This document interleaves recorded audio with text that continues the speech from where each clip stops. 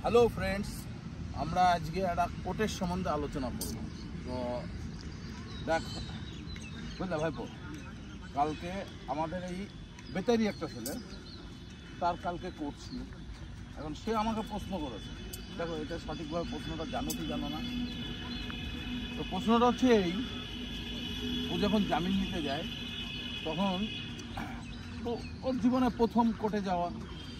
তো তখন ওই কোর্টের বিভিন্ন আসামি যারা, তারা ওই কোর্টের সামনে যে আমাদের কোর্টে যে গীতা বইটা আছে না, লাল কাপড় দিয়ে কাপড়ের মধ্যে দিয়ে থাকে, তো ওই গীতা কাপড় মুড়িয়ে শপথ করাচ্ছে, যাহা বলিব সত্য বলিব, সত্য ছাড়া মিথ্যা বলিব না। তো অ্যাকচুয়ালি এই যে লাল বই গীতা, আজ পর্যন্ত কি কেউ জানতে পেরেছে যে ওই লাল কাপড়ের ভিতরে কি গীতা থাকে? গীতা থাকে না কি থাকে, অন্য কিছু থাকে? এটা কি মানে কেউ জানতে পেরেছে? বা তুমি কি কোনোদিন শুনেছো, পড়েছো? তুই কি পড়েছিস এই নিয়ে? না।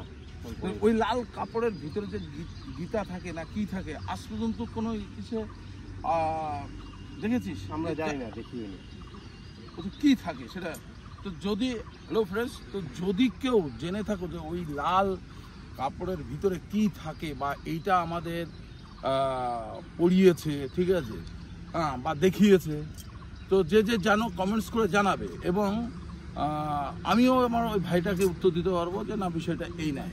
তো এই যে গীতা এটা কোরআন না গীতা? কারণ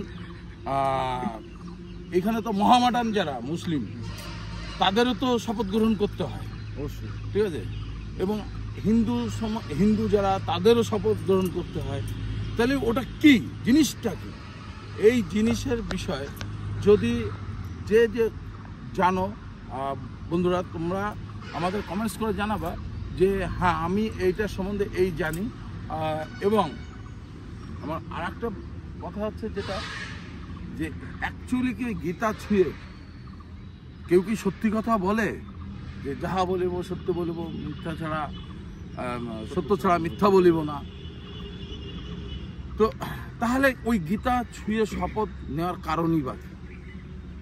তো এই যে যারা এই সম্বন্ধে যারা জানো, বা ওই গীতার সম্বন্ধে কেউ যদি ফুল জেনে থাকো, তাহলে একটু কমেন্টস করে জানাবে এবং আমাদের সঠিক উত্তরটা দেবে, ঠিক আছে? ওকে, বাই বাই।